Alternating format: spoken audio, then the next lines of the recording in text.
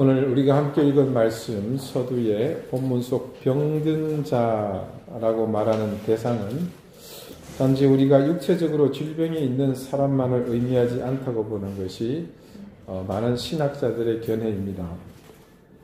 우리말 병든 자로 번역된 헬라어 아스데네이는 문자 본래의 의미가 연약한이라는 뜻을 가지고 있습니다. 물론 복음서에서는 분명 이 단어가 육체적인 질병을 가리키는데 대부분 사용되었습니다. 하지만 사도행전과 다른 서신서에서는 그 용례가 조금 더 확대 적용되는 것을 알 수 있습니다. 먼저 사도행전 20장 35절이 이렇게 기록되어 있습니다. 범사에 여러분에게 모본을 보여준 바와 같이 수고하여 약한 사람들을 돕고, 여기서 약한이라고 우리말로 번역된 이 말이 헬라어는 병든 자로 번역되어 있는 아스데네이와 같은 말을 씁니다. 그래서 이 말씀 속에 약한 사람들, 아스데네이는 병약한 사람을 지칭하지 않습니다. 전체 내용이 이렇습니다. 약한 사람들을 돕고 또 주 예수께서 친히 말씀하신 바 주는 것이 받는 것보다 복이 있다 하심을 기억하여야 할지니라. 자, 이는 경제적으로 어렵다는 의미로 해석이 될 수도 있고요. 또 다르게는 심약한 사람, 그렇게도 해석이 될 수 있는 말입니다. 다음은 로마서 6장 19절입니다. 너희 육신이 연약함으로 내가 사람의 예대로 말하노니 전에 너희가 너희 지체를 부정과 불법에 내주어 불법에 이른 것 같이 이제는 너희 지체를 의에게 종으로 내주어 거룩함에 이르라. 자, 여기서도 육신이 연약하다라고 표현한 여기서 연약함이 바로 이 아스데네이입니다. 그런데 육신이 연약하다는 의미가 단지 이 한 문장을 보면 몸이 약하여 마치 선천적으로 약한 체질을 타고난 사람으로 이해할 수 있습니다. 하지만 그 다음에 이어지는 내용으로 미루어 충분히 짐작할 수 있는 사실은 연약하기 때문에 자신의 지체를 부정과 불법에 내주어야만 했다는 그런 의미를 여기서 적고 있습니다. 그래서 불법에 이르게 된 과거의 모습에서 벗어나서 이제는 의를 따르는 거룩함에 이르는 모습으로 나가라고 권면합니다. 이 말씀에서 육신이 연약하다는 것은 바로 마음이 굳건하지 못해서 악에게 저항하거나 대적하지 못하고 쉽게 휩쓸려 다니던 습관이 있었음을 지적하고 있는 그런 뜻입니다. 한 절만 더 봅니다. 로마서 14장 1절입니다. 믿음이 연약한 자를 너희가 받되 그의 의견을 비판하지 말라. 자, 여기서도 똑같이 연약하다는 말이 아스데네이입니다. 이 말씀은 보다 더 구체적이고 명료하게 그 의미를 우리에게 전달해주고 있죠. 그렇습니다. 그래서 이 아스데네이는 육체를 넘어서 정신적인 문제와 더불어 믿음에까지 적용되는 것을 알 수 있습니다. 마지막으로 고린도전서의 말씀 제가 읽어드립니다. 고린도전서 8장 9절에서 12절까지입니다. 그런즉 너희의 자유가 믿음이 약한 자들에게 걸려 넘어지게 하는 것이 되지 않도록 조심하라. 지식 있는 네가 우상의 집에 앉아 먹는 것을 누구든지 보면 그 믿음이 약한 자들의 양심이 담력을 얻어 우상의 재물을 먹게 되지 않겠느냐? 그러면 네 지식으로 그 믿음이 약한 자가 멸망하나니 그는 그리스도께서 위하여 죽으신 형제라. 이같이 너희가 형제에게 죄를 지어 그 약한 양심을 상하게 하는 것이 곧 그리스도에게 죄를 짓는 것입니다. 자, 여기서 아스데네이가 어떻게 적용되었는지 여러분은 말씀을 들으시면서 충분히 추측을 하셨을 것입니다. 고린도 교회가 굉장히 시끄러운 교회였습니다. 문제가 많았습니다. 그래서 여러분 고린도전서, 고린도후서가 쓰여진 것입니다. 교회가 온통 벌집을 쑤시놓은 듯이 소란한 수많은 이유들이 있었습니다.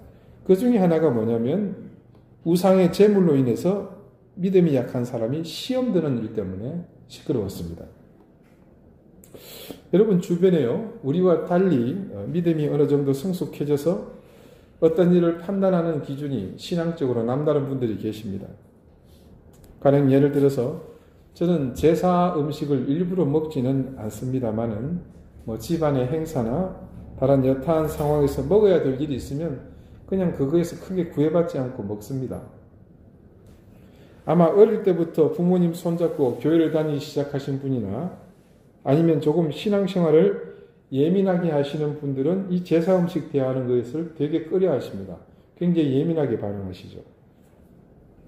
자, 이는 바울의 가르침을 두고 보자면 우리가 굳이 어떤 그런 규례나 관습에 얽매일 일은 아니라고 가르칩니다.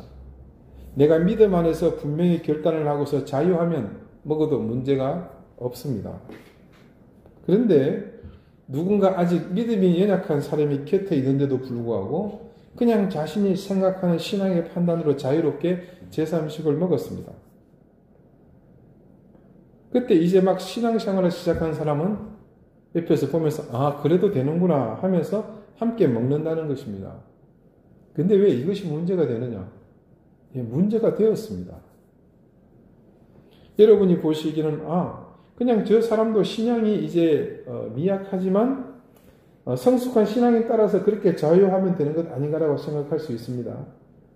그런데 그것 때문에 문제가 되어서 교회가 쇠락합니다. 그 자유가 내가 거리낌 없이 먹을 수 있다고 생각하는 그것이 믿음이 연약하지 않은 사람들, 즉 우상의 제물을 거리낌 없이 먹는 사람에게는 문제가 아닐 수 있지만 그것을 따라서 아무런 생각 없이 함께 참여하게 된 믿음이 연약한 사람들에게는 굉장히 문제가 됩니다. 자, 그 사람은 지금 자신의 성숙한 신앙의 의지를 따라 판단한 것이 아닙니다. 그러다 보니까 그런 상황이 닥칠 때마다 신앙 혼돈이 오게 되는 것이죠. 그래서 아까 말씀드린 그 자유한 사람이 우상의 제물을 차려놓은 그 제사 의식에 함께 참여하고 앉아서 그걸 먹는 겁니다. 그러니까 이 처음 신앙을 가진 사람도 함께 참여해서 그걸 아무런 거리낌 없이 먹게 되는 거죠.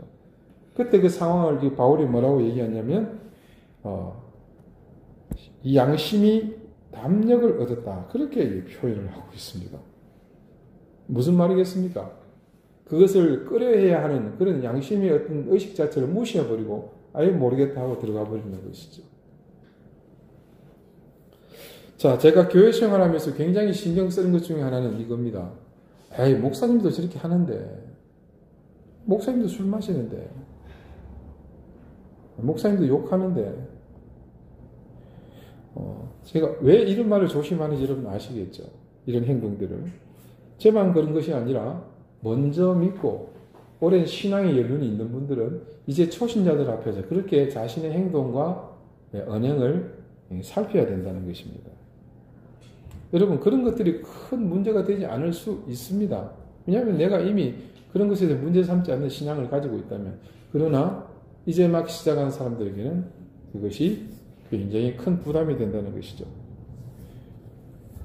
자, 이상에서 보듯이 사도 야고보가 여기서는 단지 육체의 연약함만을 이야기하고자 하는 그런 의도였을지는 모르지만, 그러나 말씀들은 이것이 단지 병든 사람만을 위한 것이 아니라는 것을 짐작할 수 있습니다.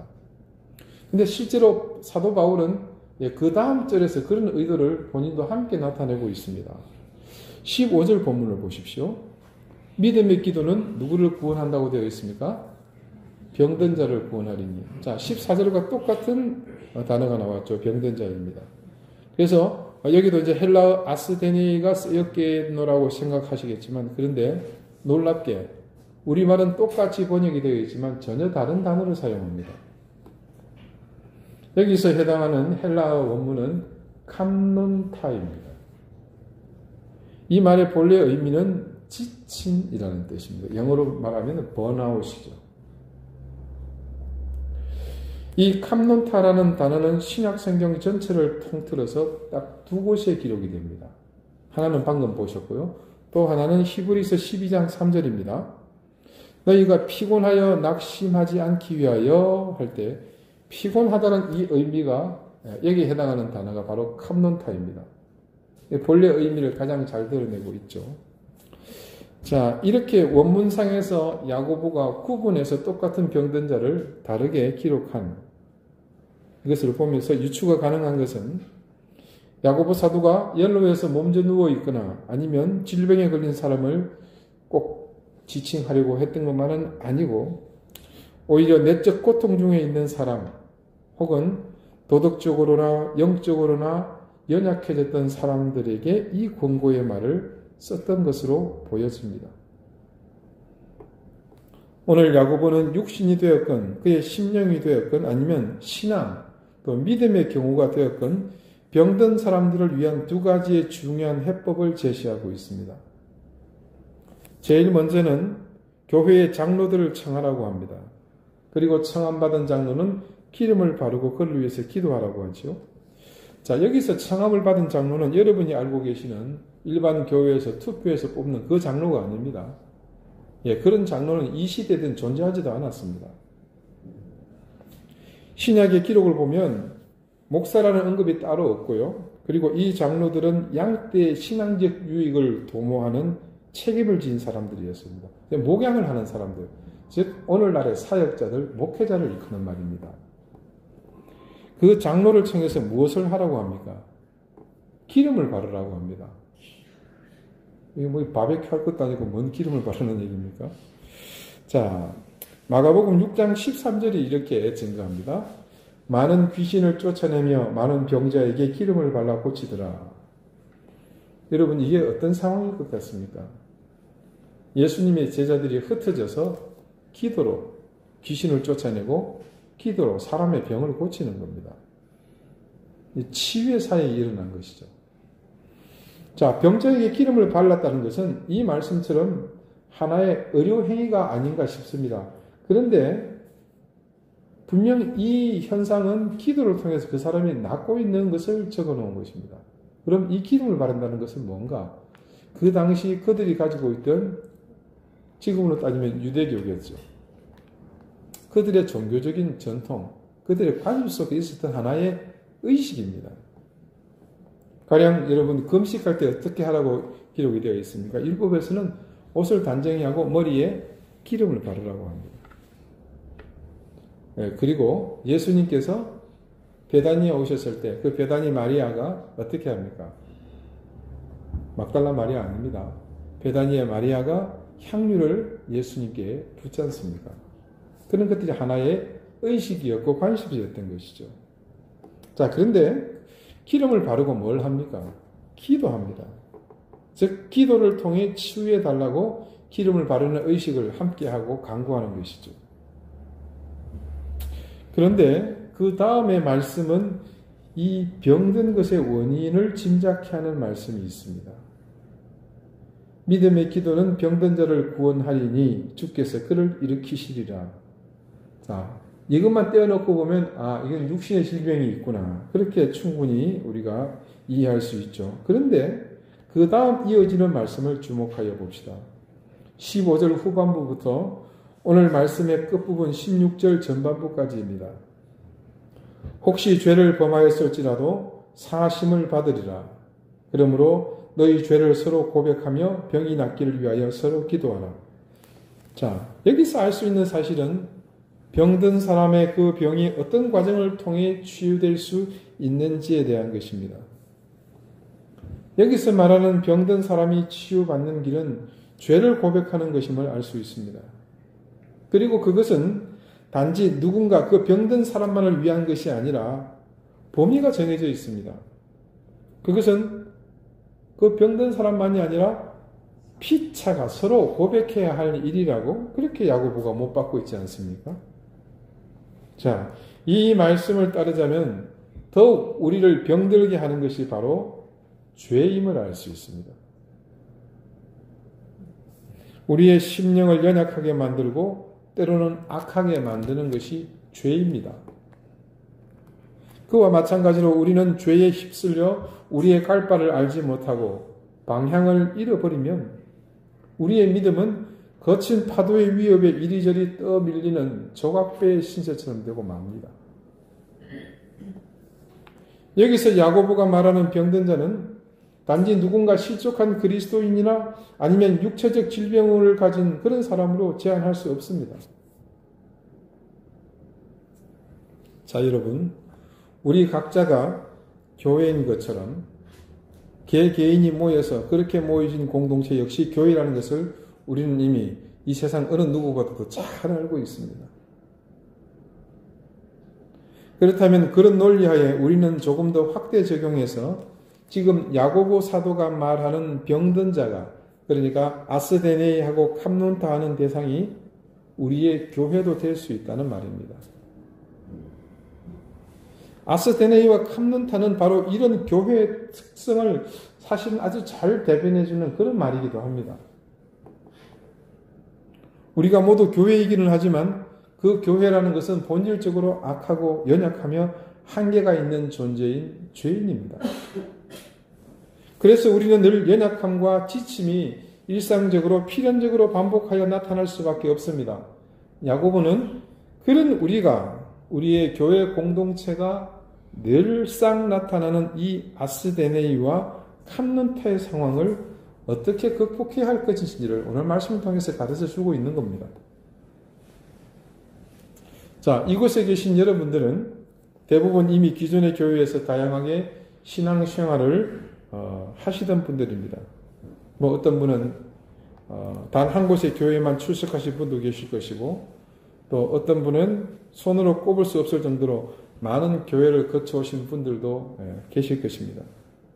그런데 얼마만큼의 몇 개의 교회를 거쳐오셨더라도 여러분이 거쳐오신 각각의 교회를 한번 생각해 보십시오. 그 중에 정말로 교회가 평화롭고 분쟁이 없고 모두가 천사같이 하하 호호 하던 그런 교회가 있었습니까? 여러분, 이런 말이 있습니다. 이 세상에 완벽한 교회는 없다. 그런 교회가 만일 있다면 당신이 출석하는 순간 그런 교회는 사라지고 만다. 네, 그것은 사실이며 또한 엄연한 현실이기도 합니다. 우리는 이미 병든 교회를 경험했습니다. 그리고 그 경험은 지금도 우리에게서 암암리에 지속되고 있습니다. 어쩌면 그 경험의 시작은 우리의 잘못은 아닙니다. 교회를 우습게 생각하고 하나님의 일하심을 가볍게 여기는 돈을 쥐고 있는 무지한 자들의 욕망 때문이었습니다. 그런데 그 경험은 우리에게 또 다른 병을 유발하게 합니다. 많은 분들이 제게 여러 통로를 통해서 전달해 주신 내용을 따르자면 우리 교회는 또다시 어떤 병에 든 것 같습니다. 이제 그 병증의 원인은 외부에 있는 것이 아닙니다. 바로 우리 모두의 책임입니다. 교회는 여러분이 아시는 것처럼 유기체입니다. 우리의 몸이 각 지체가 하나하나 제각각 존재하지만 몸은 우리의 지체들, 이를테면 머리와 손, 그리고 다리와 이목구비가 제각각 자신의 역할을 충실히 온전히 해야 온전한 몸이 되듯이 우리의 교회도 마찬가지인 것입니다. 여러분, 예전에 제가 어릴 때요, 그 만화 중에 주먹대장이라는 만화가 있었습니다. 그 만화가 박원민 씨가 그린, 그 아이가 손이 이만큼 하나가 큰 거예요. 그래서 엄청나게 힘도 세요. 다 두드려 부수고. 그 또 만화에 보면 그 맨발 장군이라고 나와요. 같은 만화에. 또 그런 종류인데 한쪽 발이 큰 거예요. 그래서 바짝바짝 잘 뛰어요. 손이 뛰어나다고 이 손만 계속해서 커진다? 또 잘 뛴다고 발만 커진다? 내가 보는 게 아주 그냥 남달듯이 유난히 뛰어나가지고 눈만 커져야 되겠다? 여러분, 그렇게 되면 뭐가 되겠습니까? 우리는 그런 사람을 뭐라고 부르죠? 장애인이라고 부릅니다. 그렇게 되면 몸이 정상적인 건강한 몸이 될 수가 없죠. 여러분, 교회도 마찬가지인 것입니다. 여러분 각자가 자신의 역할을 제대로 잘 감당하고 그 역할을 충실히 할 때 유기체인 교회는 정상적으로 돌아갑니다. 그런 원리 속에서 교회가 병드는 이유는 간단합니다. 어떤 부위인지는 잘 모르겠지만 특정한 한 부위가 제 역할을 제대로 하지 못하기 때문일 것입니다. 생각해 보십시오. 뇌가 지금 배가 고프니까 먹어야 된다고 생각을 합니다. 판단을 하고 몸을 움직이겠죠? 뭐 라면을 끓이거나 다른 음식을 준비하거나 아니면 뭐 그럴 필요 뭐 있겠습니까? 자동차 키를 찾아가지고 가까운 자기가 가고 싶은 음식점을 찾아가겠죠. 그렇게 몸을 컨트롤합니다. 그런데 뇌가요, 나는 이런저런 음식을 먹겠다는 의지를 실현하느라 자신의 몸을 좋아하는 음식을 먹을 수 있는 그런 곳으로 끌고 갑니다. 그리고 돈을 내고 양껏 배부르게 먹습니다. 그런데 문제가 생겼어요. 지금 먹는 이 음식들은 모두가 고혈압이 있는 내 혈관계통에 치명적인 음식들입니다. 그래서 의사가 처방하는 대로 먹지 말아야 되고 조심해야 될 것들입니다.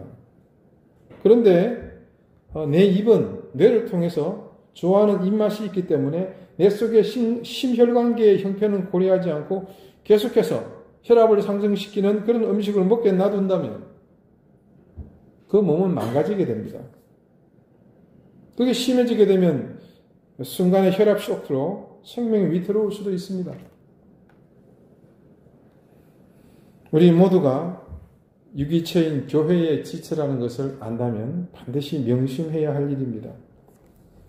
그래서 어떤 지체가 자신의 고집을 꺾지 않고 억지를 부리게 되면 우리의 유기체는 그 긴밀한 관계가 무너지게 되고 그렇게 되면 우리는 병들게 됩니다.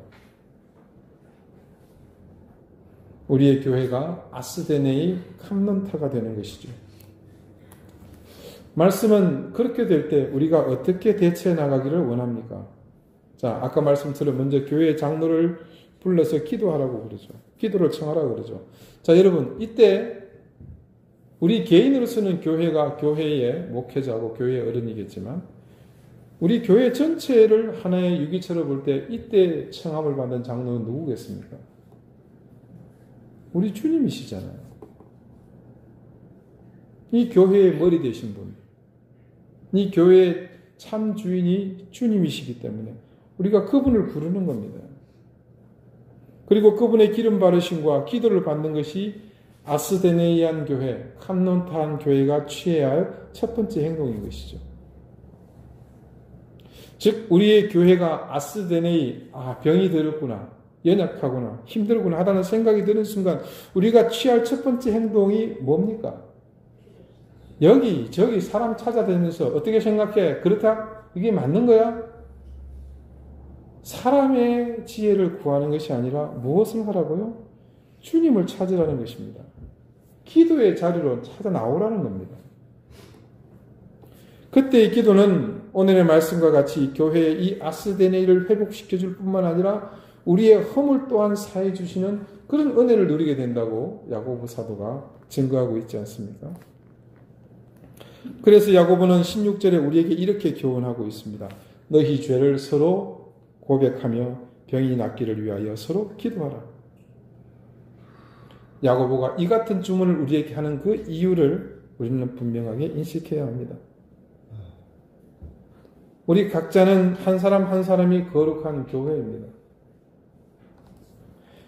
그런 교회들이 모여서 교회 공동체라는 거룩한 모임이 구성된 것을 이제 여러분은 잘 아십니다. 이 거룩한 공동체는 그 거룩함의 의미처럼 세상과 구별된 모습의 공동체입니다. 자, 여러분, 거룩이 뭐라 그랬습니까?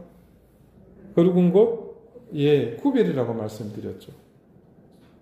그런데 우리의 구별됨이 온전하지 못할 때 어떤 일이 생기게 되는 겁니까? 네, 아스데네이가 되는 겁니다. 병들게 되는 것입니다. 연약해지게 되는 것입니다. 그렇다면 한번 생각해 봅시다. 교회가 병들었다고 할 때 그 병들면 무엇을 지적하는 것이겠습니까? 가령 한국 교회가 문제가 많습니다. 네, 이것은 이미 온 세상이 다 알고 공감하는 사실이죠. 그런데 이때 문제가 많다는 대상이 전국의 산지에 있는 교회 건물들입니까? 그래서 부실 공사가 심하고 이게 화재 위험이 있고 내진 설계가 안 됐고 이런 것들이 문제가 많다는 것, 우리 그거 아닌 거 잘 아시잖아요. 그 교회에 다니고 있는 사람들이 문제라는 겁니다. 우리 교회가 지금 여러 가지 문제가 많다고 말합니다. 이때 그러면 그 문제가 많다는 대상이 누굽니까? 교회의 구성원인 사람들입니다. 자, 그러면 제가 묻겠습니다. 한국 교회가 문제가 많다고 할 때 여러분은 문제가 많다고 말하는 그 대상에서 제외되십니까? 우리 교회가 병들었고 문제가 많다고 말할 때 나는 그 문제에서 예외입니까? 아니지 않습니까? 요즘 군대 말로 아니지 말입니다. 그것은 공히 우리 모두의 문제인 것입니다. 그래서 야고보 사도가 서로의 병이 낫기를 위해 자신의 허물을 서로 고백하며 같이 기도하라는 것입니다. 이렇듯이 교회의 아스데네이는 다름 아닌 우리의 거룩함, 즉 우리 예배 공동체가 세상과 구별됨이 사라질 때 나타나는 것입니다. 그래서 올해부터는 그런 유기적이고 원활한 조직이 구성되도록 저는 교회에 새로운 일꾼들을 세웠습니다. 이 말인즉 이전까지 우리의 교회는 그렇게 썩 유기적이지 못했다라는 것입니다. 물론 그에 대한 책임은 전적인 저의 불찰입니다. 교회의 일이 일부 사람들에게 편중되기도 하고 또한 목회자의 목회 방향과 전혀 다른 방향으로 가는 일들이 여기저기서 생겨난 일들도 있었습니다. 그래서 교회의 일을 효율적으로 유기적으로 감당하도록 효율적으로 분배하고자 교인 대표자를 새롭게 세웠습니다. 예배의 안내와 예배실 전체를 컨트롤할 수 있도록 예배 담당자를 세웠습니다. 주방과 친교실에 대한 관리와 책임을 담당하고 또 전체 교인의 친교 모임과 교인 간의 화합을 이끌어갈 역할을 감당하도록 친교 담당자를 세웠습니다. 교회 학교의 원활한 진행과 교육을 위해서 교육 담당자를 세웠습니다. 교육 담당자는 비단 교회 학교 교육만이 아니라 장년 교육 프로그램의 진행을 함께 돕는 역할도 하게 될 것입니다. 그리고 교회의 모든 재물을 관리할 재정 담당자를 세웠습니다. 마지막으로 교회의 모든 교회의 건물과 시설들을 관리하고 점검하는 일을 담당하도록 관리를 담당하는 대표자를 세웠습니다. 이 5분의 공통점이 있습니다. 여러분 무엇인지 혹시 아시겠습니까? 이분들은 공히 새신자반을 수료하신 분들입니다. 하나님이 누구신지, 인간은 누구인지, 예수님은 누구신지, 그리고 성령님은 또한 누구신지, 거기에다 기도는 무엇인지, 교회는 무엇인지, 예배는 무엇인지에 대해서 모두 저의 강의를 통해 공부하신 분들입니다. 그리고 크리스찬은 가정생활과 교회생활을 어떻게 해야 하는지에 대해서도 배우신 분들입니다. 지금 말씀드린 10가지의 교육 내용은 교회가 건강한 유기체가 되는데 필수적으로 꼭 알아야 할 내용들입니다. 즉, 이 내용들을 배우고 익혔다는 것은 교회가 병들어가는 이유가 무엇인지를 분석할 수 있고, 그리고 교회가 어떤 방향으로 나가야 할지를 안다는 말입니다. 그래서 새롭게 대표자로 세워진 분들이 함께 공부하고 배운 것들을 토대로 하여 각자의 맡은 자리에서 최선을 다하실 것을 저는 기대합니다. 그리고 여러분이 그에 발맞추어 함께 교회 공동체를 일구어가면 우리 교회는 건강한 몸을 지닌 튼튼한 유기체가 될 것이며 더 이상 과거의 병증을 앓고 다시 신음하는 일이 우리에게서 온전히 사라지게 될 것입니다. 사랑하는 여러분, 우리의 인생은 항상 죄로 인해 아스데네이 할 수밖에 없습니다. 그렇듯이 교회도 마찬가지입니다.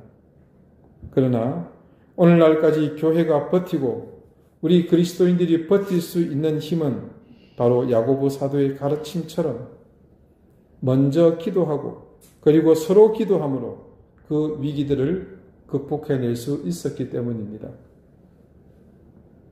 지금 여러분이 아스데네이 하십니까? 우리의 교회가 아스데네이 하십니까? 그렇다면 먼저 주님께 나가십시오.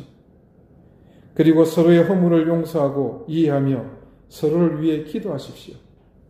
그러면 우리는 우리를 짓누르는 죄의 권세에서 자유하게 될 것이며 우리의 아스데네이를 극복할 수 있습니다. 그것은 주님께서 우리 공동체를 사랑하시기 때문이며 또한 그분은 우리의 이런 의지와 결단을 반드시 인도하실 것이기 때문입니다. 저는 그런 주님을 믿습니다. 기도드리시겠습니다. 주님, 우리의 교회가 아스데네이하고 있습니다. 생각이 나뉘어지고 서로에게 아픔을 담게 하는 어리석음으로 우리가 스스로를 힘들게 하며 살았습니다. 주님, 우리 교회가 세상과 구별되지 못한 거룩을 상실한 그런 교회가 되지 않게 해 주십시오. 자신의 맡은 바의 역할에 최선을 다하되 타인을 존중하며 자신의 것을 앞세우지 않게 하시고 성령의 하나 되게 하시는 것을 힘써 지켜나가는 그런 온전한 유기체로서 교회되게 해 주십시오. 야고보 사도의 가르침처럼 병든 몸에 기름을 바르고 기도해 줄 장로를 청하는 우리가 되게 하시고 우리의 생각과 지혜로 하나님의 뜻을 넘어가려 하지 않고 겸손히 서로를 돌아보며 각자의 허물에 대해 서로 고백하며 병든 몸, 병든 교회를 회복하기 위해 기도하는 우리가 되게 해 주십시오. 오늘도 교회의 머리 되신 주님, 교회의 진정한 주인이신 주님을 온전히 따르며 거룩함을 회복해가는 우리 교회 되게 해 주십시오. 예수 그리스도 이름으로 기도드리옵나이다. 아멘.